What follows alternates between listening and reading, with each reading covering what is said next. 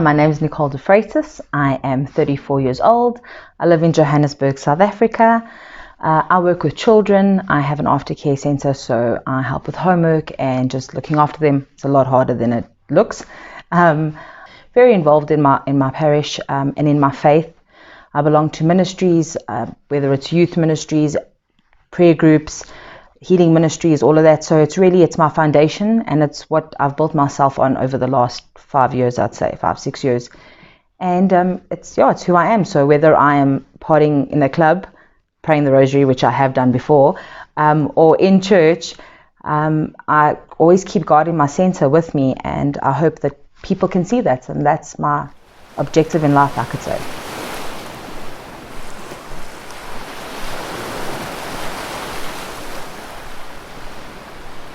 I grew up very standard, Portuguese family, went to church on Sundays, so nothing out of the ordinary in my childhood. And then I met the love of my life in matric, and we dated for about 6 years, and then we got married, and it was great. Everyone always said what perfect couple we were, and we were best friends before we got married, so it was great. And then almost 2 years into the marriage, it was like a year and a bit, he just decided that I wasn't good enough anymore and he could do better. And he went off and left me for a lady at work.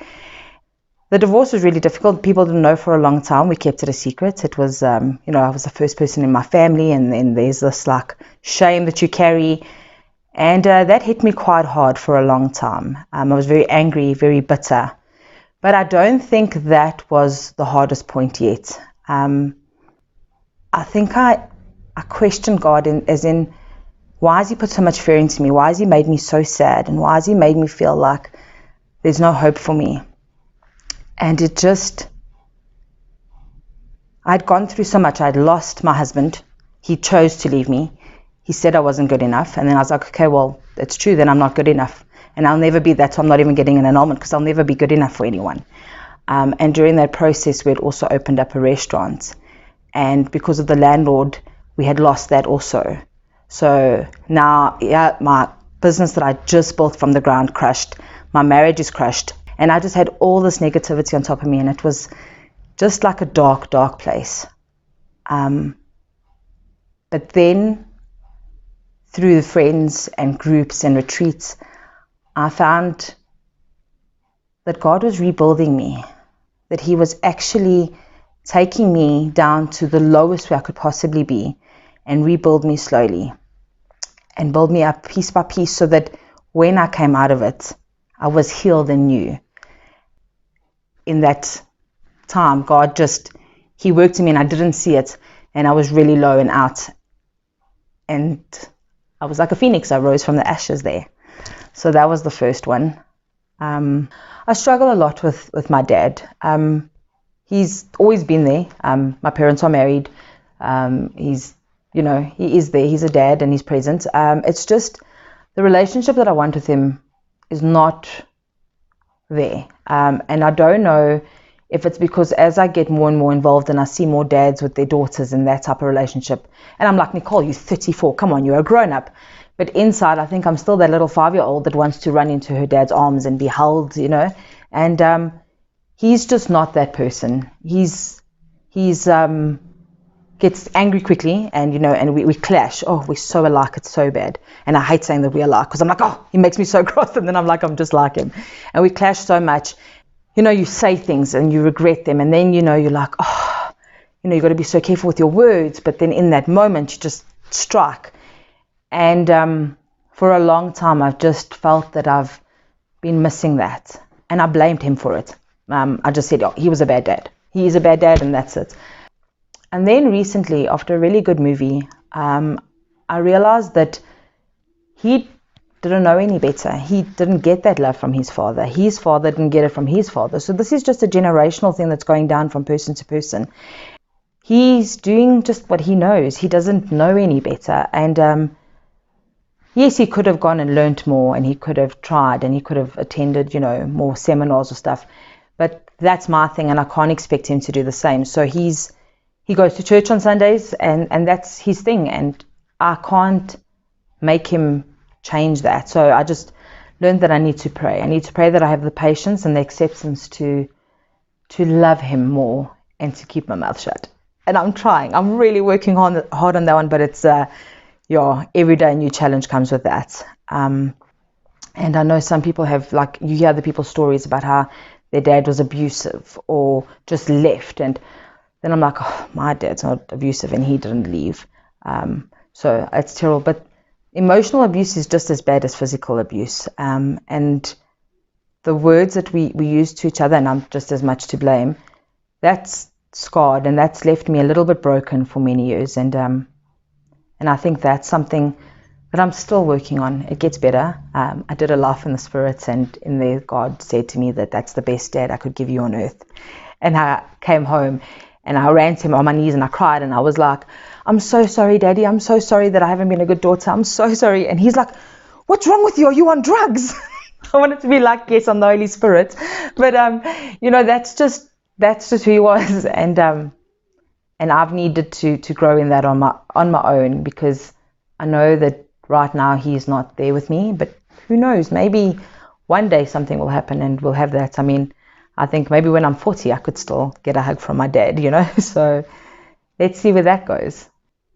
We had a preschool. My sister and myself opened up a preschool, and when we started it had 15 children, and we grew it to 120 kids, and that was us.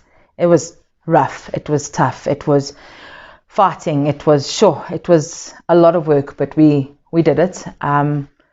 And then it went down a little bit, and then I went to World Youth Day, and this World Youth Day happened to be in January when school starts. And when I got back, we had so many new kids, and everyone still laughed and said that every year I should go away in January, because when I come back, the influx of children. And that was 2019 that I went away. And so we had really built the school, and it was finally becoming something. 26th of March to 2020 hit, and we had to all shut down, and that was okay. And then I shut down for a month, and that was okay. Parents weren't paying, but I was still able to pay my staff. And then April came and went, and nothing happened. And then May came again, and nothing was changing, and lockdown wasn't lifted. Parents weren't paying, and then eventually I couldn't keep paying my staff anymore. And then we had to make the very tough decision to close down the preschool. Previous to this, a few years ago, I had to close down a restaurant because of a landlord. And then after that, we tried to get into another venue, but again, it just wasn't working out. And then I got angry, and I got really angry. And the first person I blamed was God. And I got so cross with him that how could he be doing this to us again? How did he have to shut us down completely? And we're going to start all over again. And this time, how are we going to start again? We've already started like 3 times. I've had to rebuild. And just why doesn't he love us enough to protect us from this? Why won't he stop it? Why won't he end it? I went dark. I went to a dark place. He just wasn't there. And we needed him the most. I needed him the most. I couldn't hear him. I couldn't see him. I couldn't speak to him. Praying was a chore that I didn't even do. I even stopped praying for a while. People would phone me and tell me that they were really going through a tough time and they wanted me to pray for them. And I was too embarrassed to say that I couldn't pray for them because I couldn't pray for myself. So I just said, okay. And I lied and I didn't pray for people when they really wanted me to. And it was just empty. I used to go to Mass every day. I hadn't gone to Mass because there was no Mass. I would watch it in the beginning. The first week or two, it was great. Sat down, watched it online. I had my prayer journal. I would write I was like, oh, I've got time, I can really be present. And I could watch different priests talk and I could do adoration online and it was great. And then that died. And there was just that darkness for a long, long, long time. And he left me. God left me and I'm stuck here and I'm alone and I've got to do this on my own. Well, I don't know where he was, if he was sitting in my room or upstairs but he was just sitting there watching me. And I think, I don't think he was cross with me. Normally we have a good sense of humor. I don't think he was laughing either. I think he was really sad that I was that weak that I let go of him. We had a priest come and do a Mass here. I know it was illegal and sneaking. We shouldn't have, but God knew that I really needed it. And a priest came to our house and he did a Mass. And he said, you know what, why don't we do confession first? And so we went into confession. And for the first time I said, God, I am cross with you. And I think God was just waiting for me to just tell him that I was cross. I cried my eyes out. I remember having communion in that mass and I was shaking. I couldn't even sit still because that's how strong and present he was in my life at that moment in time. And he really, again, showed me that I needed to shut down and I needed to just rebuild myself, because when you do ministry and stuff, you give and you give and you give, and eventually you're empty, but you don't realize that. And then you're always like, oh, that person needs help, I'll help them first. That person, and we never stop and go but I need help. I'm broken. I'm me. Can I get the oxygen tank now for a bit? And he came to my rescue. But I think I needed to tell him that I needed help, and he had to show me that I sometimes do need him. And I need to stop and be like, me, please help me. And the lockdown lifted a bit and we were able to go back to Mass, and I was able to receive him every day. The power of the Eucharist. I really do think that I was weak because I was missing the Eucharist. I take it every day, and to not have it for 4 or 5 months, it's my soul's medicine, and it was really missing in my life. I found him. I never lost him. He was always there, but I let him back in. Slowly, he healed me. I won't say that I was straight away be like, oh God, it's all good, high five. It took me a while, but I got him back.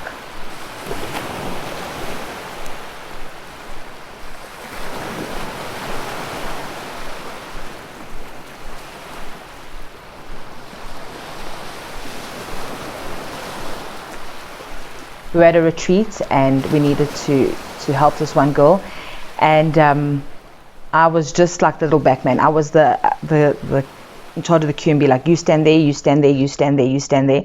And this time at the retreat, we decided to go into the chapel, and the Blessed Sacrament was exposed.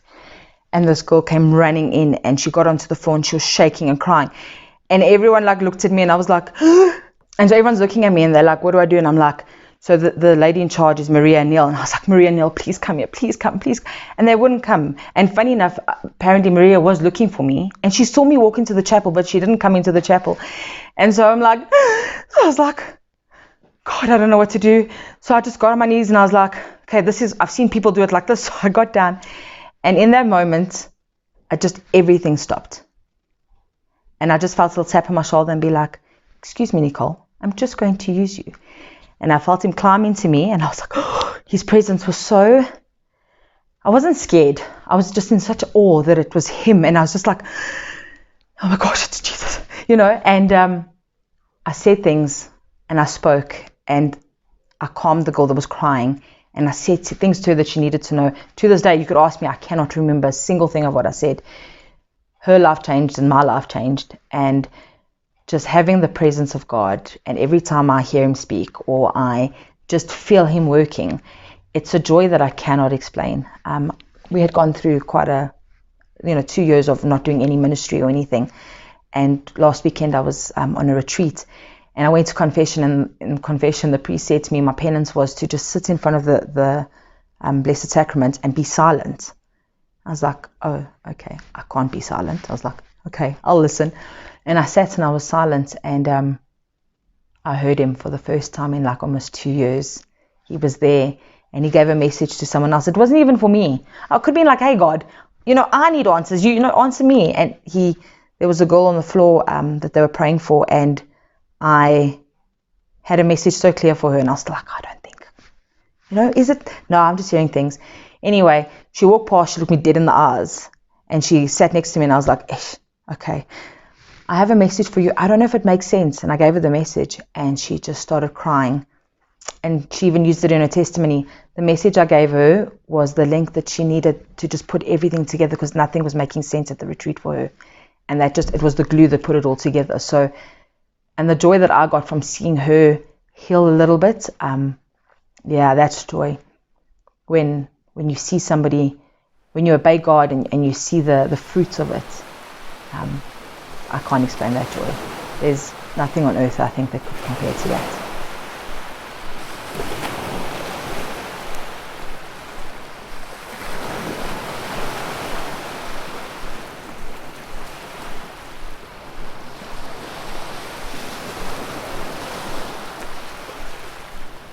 if I could change the world, if somebody said to me, here is a bank card that never ends, there is no limit to this, what would you do? And I know most people are like, buy a Ferrari, get a big house, but that's not what I want. There is a building that I want to buy. It's there and it's for sale. A little bit out of my budget, like maybe like 7 zeros too far out of my budget, but I would love to open a home for the underdog. And how it started is I watched the movie The Shack. This guy loses his daughter. She gets murdered and raped and murdered, and he wants revenge on the rapist and the murderer. And he goes into a cave, and Wisdom is sitting there, and Wisdom says to Wisdom, where's God? God knows who the rapist is. Why doesn't he just kill him? Just, end him. He's a terrible human being. And we all think like that. That's our first instinct, And then Wisdom says to him, he's got 2 other kids. You have a son and a daughter. Your son is bad at school and he's doing this and that and he's terrible. Your daughter's back chatting you. She's running off with her boyfriend. She's lying to you. So you need to kill one of them. Which one are you going to kill? And he's like, but I can't. They're my kids. She's like, exactly. Well, you need to sacrifice one of them. Which one is worse between the 2? So if your daughter's worse, let's kill her. And he's like, no. And it's like, okay, so your son's worse. Let's kill him. And he's like, no. And then she stops and she says, so how can you expect God to do the same thing? That rapist is his son too. He's just gone off on the wrong path. But how can you expect God to punish him and kill him when it's his son? Just like you couldn't choose between the 2. Even though your kids are really bad, you would rather choose to die than hurt them. And that stayed with me to this day. We're so quick to judge the evil person, but we don't know what happened to them. And then she shows that his dad used to rape him when he was little. So he's came from this abusive home, and that's why he's a rapist today, because that's how he was brought up. And it just made me always think twice now. When somebody is so bad, why are they there? If you had been that person to give that kid a hug, a teacher that gave that kid a hug every day for them to know what real love felt like, maybe their life would have changed and they wouldn't be that rapist. And so that's just been my mentality for the last little while. And I'd like to open up a home for the underdog, for guys like drug addicts and stuff, but ones that the families have just completely given up on them. I have 2 friends. They are like the coolest people. I get on with them so well, but they're both just so lost in drugs and this dark life and crime. And I just don't have the means to help them. I just keep thinking if I had a place that I could bring them in and look after them and just be there with them and that they might have changed their ways and just could have saved their lives. And so that's something that's been on my heart for a long time. It's the home for the underdog and showing them God's love, because God's love is there for them. They just don't see it and they don't know it. And that would be what I would do if I had a card with unlimited funds. I'd have the best doctors and psychologists and therapists and just whatever they would need in that aspect, that they wouldn't have to pay a home for them to live in, a comfortable home, not like a crusty place, a place where they could feel like they're worth something. I'm not talking about like fancy stuff, but just, like a nice TV room where we can all watch a soccer game together and laugh, and a pool and a braai area to have a normal Sunday braai, and be there to just show them God's love and not bring in the darkness and be a bit of light. And then obviously hoping I'd have a team, because that's not a one-man job.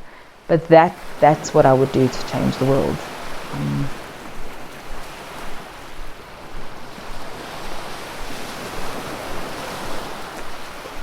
I know you get introvert and extrovert. I am such an extrovert, it's terrible. I cannot be alone. It's so bad.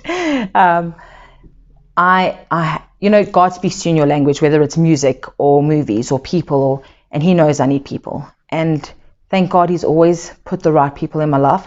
Sometimes I put the wrong people in, and he had to show me. But he's always put a safety net there for me. And I also hope I'm somebody's safety net. But when you're down and out, and when you're alone, and when you feel like you're in a room full of people, and you're still the only soul there, that's when you need someone, whether it's a friend, a parent, a sibling. Sometimes it can even be a complete stranger that God sends. And if we didn't have each other, who would tell us when we're doing wrong or our faults? Because we like to look in the mirror and be like, well, I don't like physically what I see, but I mean, I'm a good person. I'm always right, And our friends just help us get back on the path when we go off. I'm very blessed. I have such an amazing group of friends. But I have one in particular. I have one friend that God knew that I was going to be weak and fall and really just need someone. And he gave me, I honestly think, the best friend. And she's just my lifeline.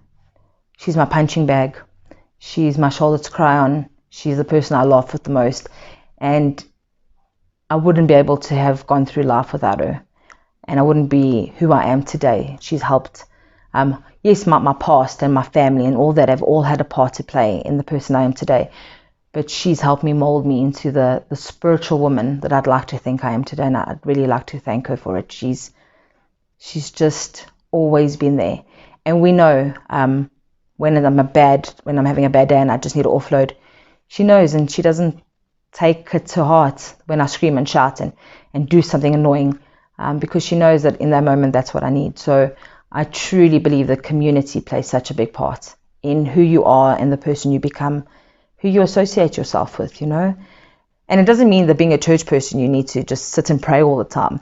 I mean, we go out, we go dancing, a good time, but there's boundaries, and through it all, one of us always makes sure that God is present. And it's so funny because every time we go out and we meet new people, we always tend on to speak about God or they're going through something, and we start counseling, and I'm always like, why do people always come for counseling when I've had a tequila or 2 or 3?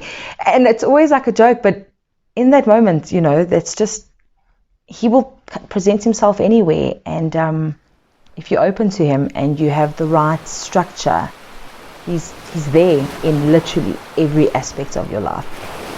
And I thank God every day that he's put people in my life.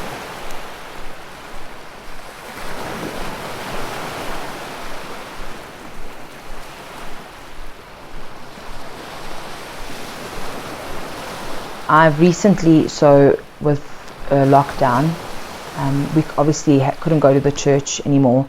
We couldn't do prayer groups, so we started Zoom prayer group online. And a very, very good friend of mine had a stroke and had to go into hospital. And we weren't allowed to go to the hospital. We weren't allowed to see him or speak to him. There was no form of communication. So the two of us, another friend and myself, decided let's start praying for him online, and we started doing the Divine Mercy on Zoom. It was insane. I think we had 200 people the first night we prayed, and we prayed every single night. And the doctor says he was a miracle. He's walking and he's full of nonsense. I mean, exactly. I think even maybe more full of nonsense now, but I love him to the ends of the earth, and he's completely okay. And the doctors are like, we don't know how he made it without a scratch. And it was the power of prayer. And that was the beginning of many, many Zoom nights after that. We started doing a COVID one for people that were ill with COVID and those that had passed. We had hundreds of names on there and people joining us every night. 2 brothers, both got COVID, both in hospital. The one passed and the other one, it looked like all his stats were exactly the same, and it looked like the family was going to lose 2 men to the same disease, to the same virus in the space of days. And we started praying and praying, and we prayed. A few months later, he managed to come home and he's alive again, what the power of prayer can do. Then we had a little boy who's a year old. His heart wasn't pumping blood, and the doctor said that he wouldn't make it if they didn't operate it, but even on the operating table, there was no guarantee. So again, we all got into Zoom and we started praying, and we prayed and prayed. And he was in ICU for a long time, and they couldn't find the problems, and so much medication. And he's at home and he's living his life to the fullest. So we have seen over and over again what the miracle of prayer can do. And I truly, how do you go through life without having something to hold on to. And a priest, Father Joseph Wilson, he says that when you go into battle, you must always carry your weapon, the K59, the AK-59. And I was like, and he's like, there we go, the AK-59, it's got 59 beads. So I always have my weapon with me ready, and the power of prayer can change the world. Imagine if we could all just stop the world for 30 seconds and every single human got on their knees and just said, "Dear Lord." I think the world would shake. I actually don't think the planet could handle that. I think the planet might literally go off its axis. So, yeah, prayer is everything.